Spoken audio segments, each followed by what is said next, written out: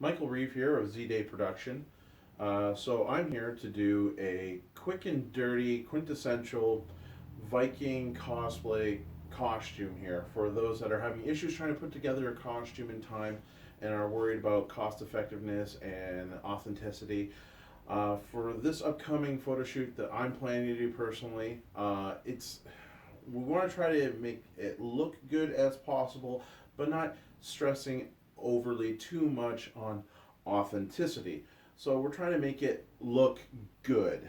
At least, make it try to look as good as something like the Viking shows or what's the other show there? Last Kingdom, maybe even a little better. So, if we try, that's all that matters. So here's something that I threw together really quick. This shirt I've always had, but if you don't have a shirt that would look good, essentially try to go for shirts that are like several sizes bigger than you. Like you can find like a t-shirt that's several big sizes bigger than you. And again, this is dressing for cold weather, so you can wear like a thermal underneath, a sweatshirt, even a hoodie underneath the t-shirt, because it should come out to here on you, and it would still look good. It would look like you're wearing an undershirt underneath it, because the Vikings wore layers. They're out in the cold. They wore several layers and whatnot to keep themselves warm. Now, that's for shirts. Now for pants. Now, what I threw together right now is a pair of cotton plaid pants. They had patterns like this and whatnot. They wove patterns. Generally, they would weave them out of linens or wools. They didn't have cotton. But again, we're going for what looks good, not necessarily, what was period. So this, from a distance from, looks good.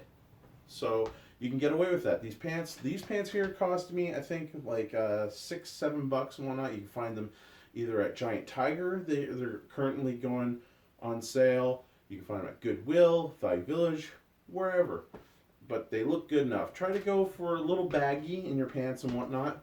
Allows for movement and whatnot.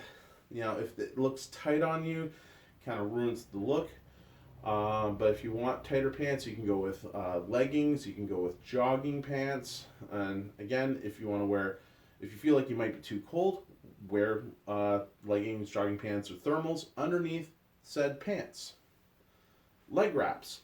Leg wraps generally worn quite often, quite frequently. There's many different styles, but if you want to go for a generic style, generally they're either during warmer days, they're made of linen, but most days made out of wool. You can get away with fleece, cotton fleece.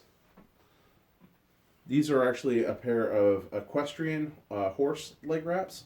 I forget where you can get them. There are stores, I think, in Amherstburg or Essex and whatnot where you can get these. They generally come in 2 pairs. They're really worth it for what you get. I'm going to show you right now how to put them on. If the camera will work with me, and it does. All right. So you generally work from your feet. Generally they would wrap it around their feet, but I'm going to wrap around ankles. Working up the leg. Don't try to fight the curvature of your leg. Let it apply naturally. So you're going to come up around your calves naturally.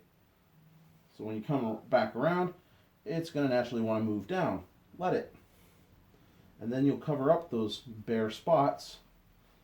And you're going to come back up around again. Cover up the spots on that side.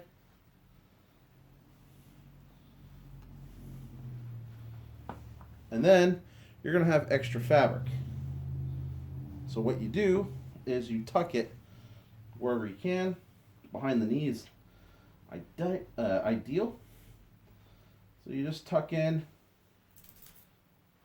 about 3 inches, 2 inches of fabric. There you go. This leg is wrapped.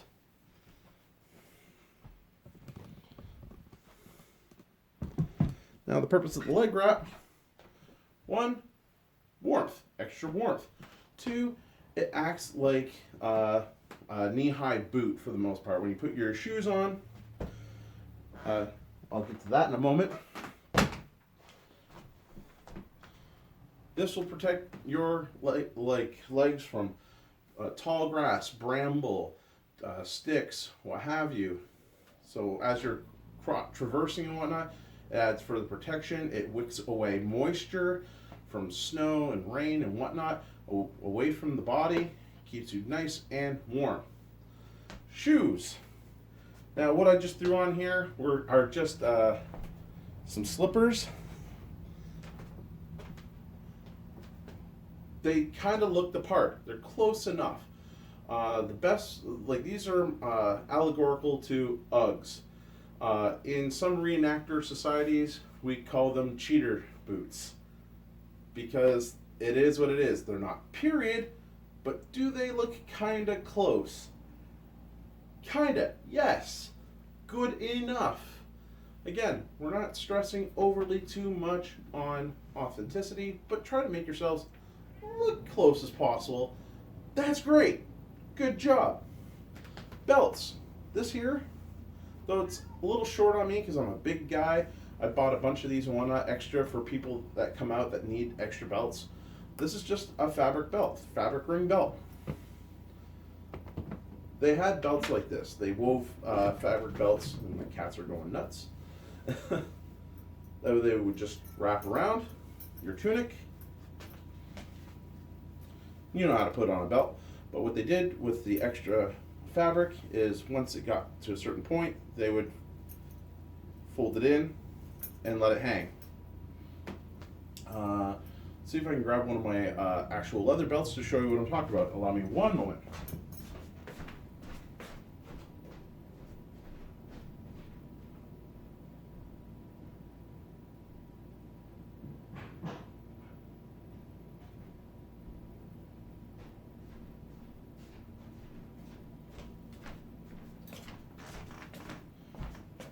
I'm back.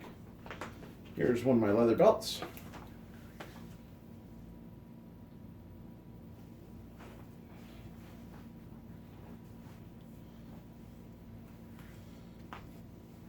So they would go under,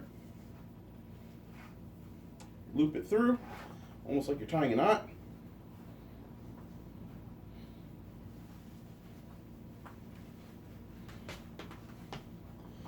There you go. There's your belt. So if you can find long leather belts, doesn't matter the thickness, it can be thin and whatnot. You know, the Norse used whatever they could use. So they didn't spare anything. They didn't just go, I don't like that belt because it's too thin and whatnot. They used whatever they can get a hold of. Things were not so readily available. Leather was expensive, and you know, generally things were either handmade or handed down. That's why there's extra lengths of things, so it can accommodate for different sizes generally. So there's that. Capes. Capes were essentially blankets. Generally also wool. Now you think, oh, wool's gonna be itchy, scratchy. Not all wool is itchy and scratchy. Some of it's very nice. Like I throw this on, I'll just drop asleep. It's very nice. It's one of my favorite materials. Now, generally you throw it on the body.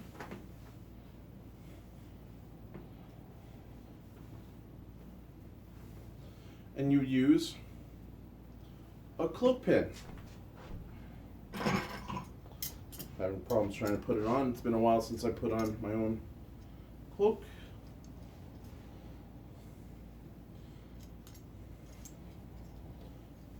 There we go. Now, a cloak pin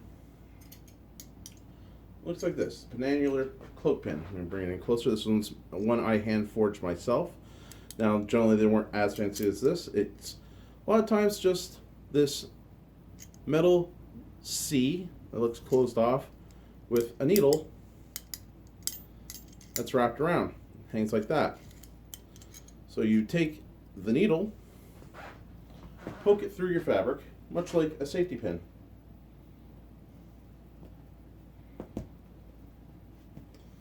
Like that. You take the C, wrap it around, and it will turn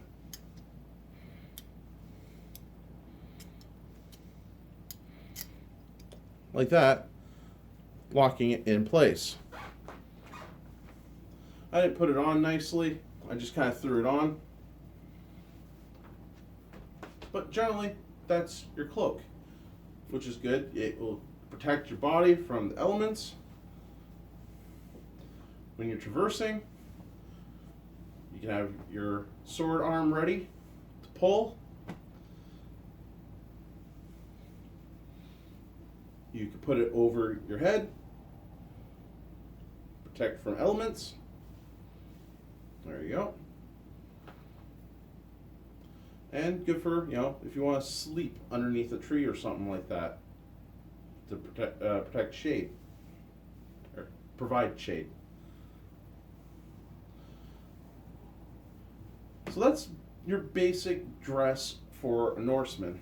Again, I did not put on the cloak nicely as I could have. I'm going to have some of my reenactor friends probably bitch me out for some of these things, as they should.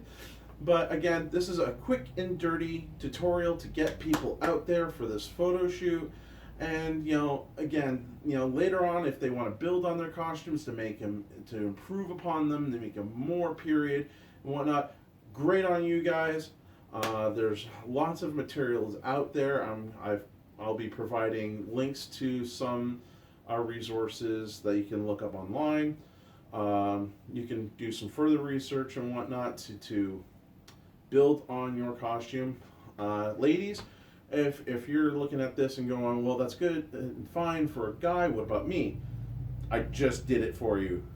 This is for battling. They pretty much wore the same thing guys do. A tunic and trousers. That's it.